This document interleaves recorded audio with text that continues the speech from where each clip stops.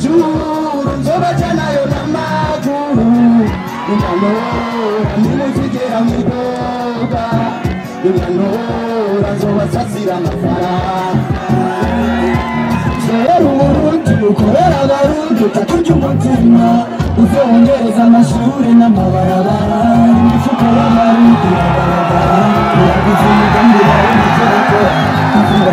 Tusa abadokteri benshi ariko abadokteri bacu bariga n'imyaka 13 ariko ugasanga ntazi gukora n'umuti w'ikiguma Murabona kweli iyo myaka yose ukabuzi gusa paracetamol koruku ama panadol koruku kandi na nyokuru jewe ngo yarankoruku gusa akacamenya ikibina za kumpa yiza ngahe iyo si ibintu by'amezi 3 gusa cyangwa urwaye cyane ucumenya imiti nk'iyo ariko uyu munsi abana bacu babagize abakomisiyoneri ukomisiyoneri ni gute dusubire mu komisiyoneri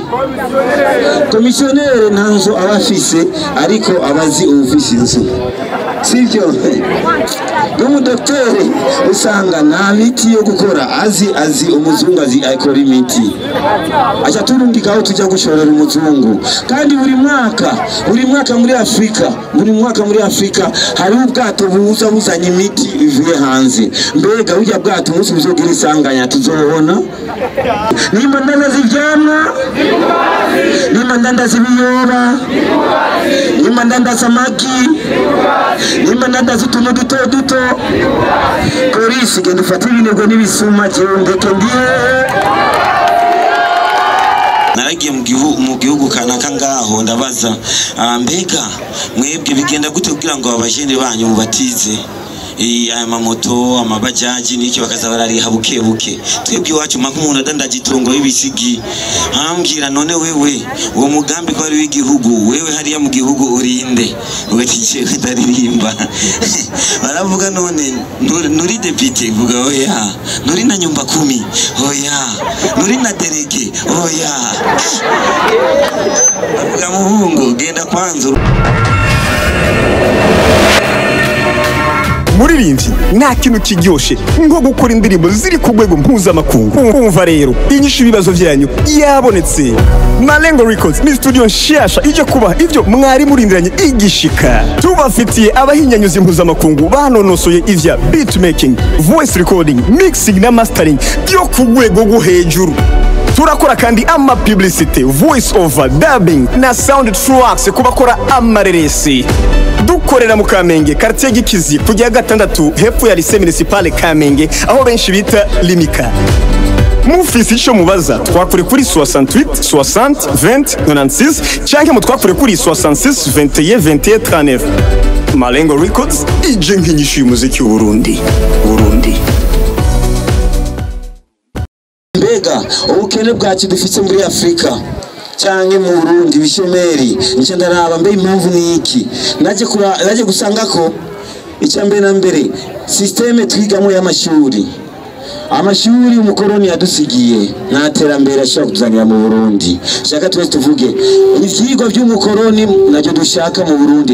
Ivyigwa by'umukoroni nacyo dushaka ivyigwa by'umukoroni nacyo dushaka reka genda babaze yumvire gushika ubu abana bacu baraciga ibihimba by'igihori. Ndababaze kweli mwabantu mwe mbega muraciga ibihimba by'ibihori none ubatije mwarimu abukamubaza mbere nzosaba akazi bansaba ibihimba by'ibihori mbega ibihimba by'ibihori amaguru y'ibihori ayica afasha muri kazoza k'abana bacu. Ibyo ni ivyigwa by'umukoroni kugira ngo tubandanye turi hahandi nye dutakaza umwanya tuko turiga ibintu bidatukura aho turi bitutwara handi. Mbega yumvire uyu munsi kubera iki batari kutubwira yuko kugira ngo dutere imbere yuko inkoko imwe irya ibihori 10. Kuri ivyo kumwana adafise nka minervare canke kaye arondeye ibihori 500 cya wumva umuntu atuzi inkoko amuhana make. Sivyo ushaka kwigisha abantu bigisha abantu ibintu byo tuma naho bobura abavyeyi bagashobora kwigwanira. Nta nyigisho nimwe ndababwiza ukuri, nta nyigisho nimwe wo kwiga imyaka 3 amezi 3 utatangwa kwinjiza amahera.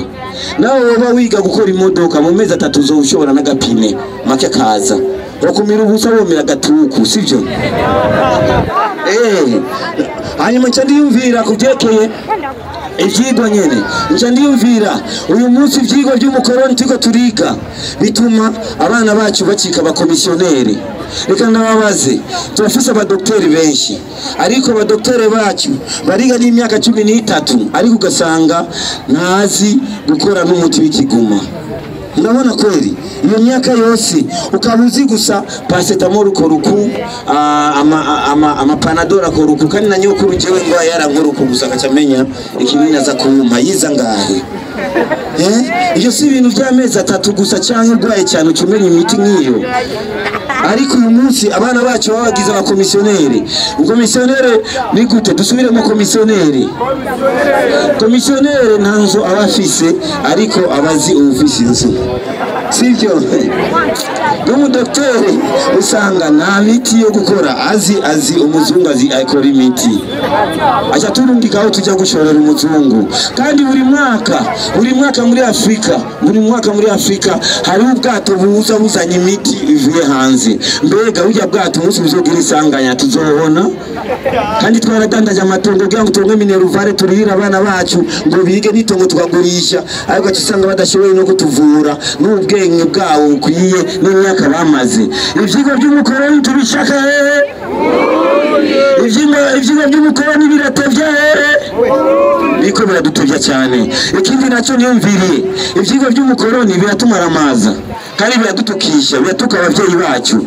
Iyumvire uyu munsi Mwiga histoire none mwize histoire none muri histoire itanganyika si yacu none muri histoire wayivumbuye si umuzungu Livingstone none basokuru bari mumye aho batora Tanganyika inganuku abasukuru basuzugura akosara suzuguro yuko umuzungu niwe yavuye hiyo araza cyavumbura Tanganyika nimba cyari kiziba. Hanyuma ikindi cyo kuvyigwa cyanyuma kuvyigwa nuko twasanze yuko muri iwacu mu Burundi umuntu amenya Gafaransa ni igipimo cy'ubwenge. Mbere akomeye Igifaransa n'ubwenge. Tugiye aho batungira abasazi mu Faransa nidusanga baje basazi bako baravuga Igifaransa none nawe yaciye ubwenge kuturusha. None kubera iki bashaka kutubesha mu bwonko. Mbega abarundi dukeneye Igifaransa kugira ngo dutere imbere.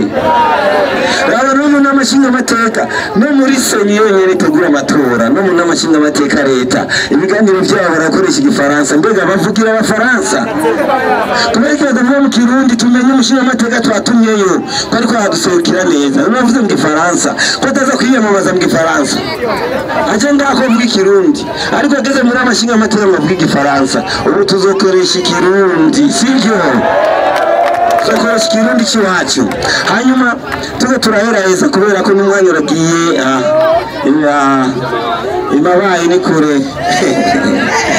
Hanyuma nariyumviriye ikintu kimwe ndiyumvira mbega igihugu kugira ngo gitere imbere gikeneye gushigikira abadandaza bashasha. Na gihugu na kimwe ushaka gutera imbere ushigikira abadandaza bashasha kuko naho nyene abubona yuko bakomeye nabo bari bashasha. Nta numwe yavuze afite ubwanwa sivyo twakoze uko. Hanyuma sasa wariyumviriye ndavuga mbega jewe abanyagihugu abakora ibyashara bose udandazwa bakandura genegezwa kujya gusaba leta yuko n'imiburiburi umuntu agitanguye udandazwa amezi 3 ushanga umwaka atari ikori kugira ngo ashobore kwiyubaka. Niho shika gusa mu bintu ugitangura utazi aho nyene ikori none shaho none nje noshika ndamenya vyose gabanya kwanza n'amezi 3 ya entraînement nozo shika muri match utagize entraînement none tubivemo none tuza gukora muri ico gihe nsanga yuko mu ndandazwa hari n'abadandazwa benshi si abadandazwa bafite umutahe muto nayo Bujumbura siziko ngaha bimeze uko abantu badandaza ibyamwa abadandaza ibiyoba abadandaza abapolisi bakunda kubirukako. Umugambi dufise nimba nanjye nadaza ibyamwa ndi ku kivi ndaga twese twishure ndi ku kazi nimba ndandaza ivyamwa nimba ndandaza ibiyoba nimba ndandaza amagi nimba ndandaza utuntu duto polisi genda ufate ibinebwe n'ibisuma jewe ndeke ndiye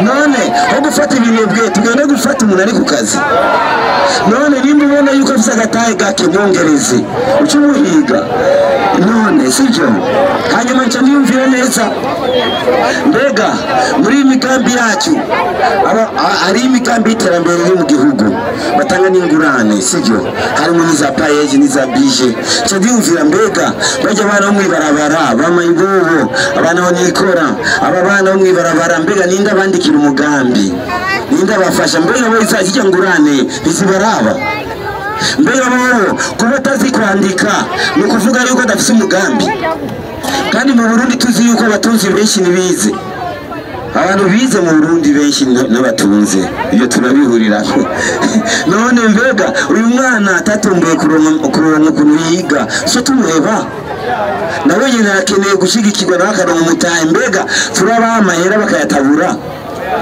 kumbe barayazi tubaye sasa bayakoreshe turandahanye ariko kubera ko jendi pastor kandi nkabana shehe reka dushishemo akadiho kamwe abana biwacu kugicyugende Uburundi bwacyo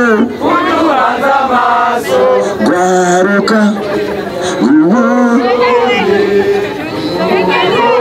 kugira ngo igihugu gitera imbere gikeneye abantu babiri gikeneye umukurambere gikeneye no gwaruka kubera ko abatama barazi inzira ariko ntibazi kunyaruka sivyo natwe gwaruka nituzi inzira ariko turazi kunyaruka muri ico gihe igihugu ngo gitera imbere gikeneye umutama yerekana inzira no gwaruka natwe tukajyako muri ico gihe nsaba yuko bya bice 40 kwijana ngo iri zuru ibindi bice 60 kwijana iri zuru twe dusaba yuko cyoba ibice 40 kwijana abatama ibice 60 kwijana ugwaruka sivyo none hanyuma nca niyumvira neza ndavuga mbega ikindi nacyo niyumvira ndavuga mbega none igitera ubushomeri hari ubushomeri bwinshi nkavuga uti none igitera ubushomeri ndaraba nca niyumvira urabona tufise n'abamotari ngaha ko nariyumviye umugambi w'abamotari ndavuga hari abajene benshi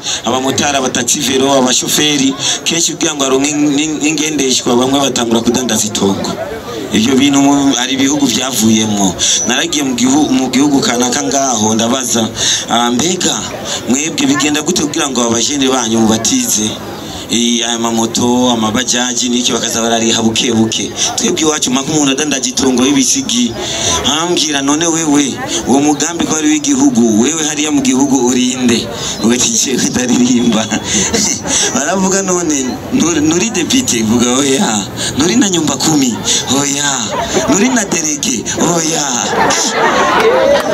avuga muhungu genda kwanza urondera ayo macu yabo motare n'abataxi vero n'ababajaji ni washika hariya uzozisa tuvugane kuko uzobuserukiye igihugu ariko ubu wiserukiye wewe nyene unkomera amashi cyane nawe nyene banyishiye neza hanyuma kuri ibyo ndifuza cyane ko tuzatura kandi izo moto zabo akabijya nuko nawe umuntu yo kwiba uri muri mabayi wewe wayandikishije kukorera muri mabayi nawe umuntu yo kwiba nashobora kujabuka nayo rugombo ashitse gusaha mu rugombo kizima abari satellitaire sa muri ico gihe byo nadufasha n'abasuma kubatuza nca niyumvira kandi mbega mu gihe bakora amasaha batarenza gushika bakora amasaha 12 mbega abantu yuko ubushomeri bwiyongera gute imoti imwe yabikoresha abantu babiri ku murango no mwijoro yari kuba ikoresha abantu babiri bose bakaronka gato umwe wese akaba ari ku kivi ariko ubu usanga 18 hejeje niyo mpamvu usanga ugwaruka dufite ingufu nyinshi mu gihe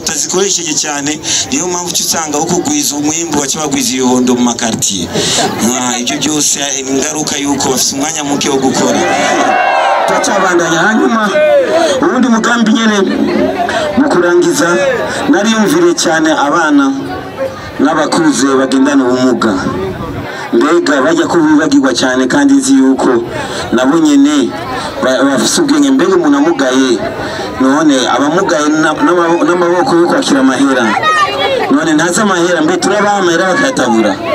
Sasa nimba umuntu afise ikibazo cy'amaguru nyine aya abiri ariko tugashaka tumufate yuko wewe niyo tungana umugore, mbega niyo tungana umugore none afise ubumuga bw'amaguru abiri n'ukuguru kwa gatatu kuba kumugaye.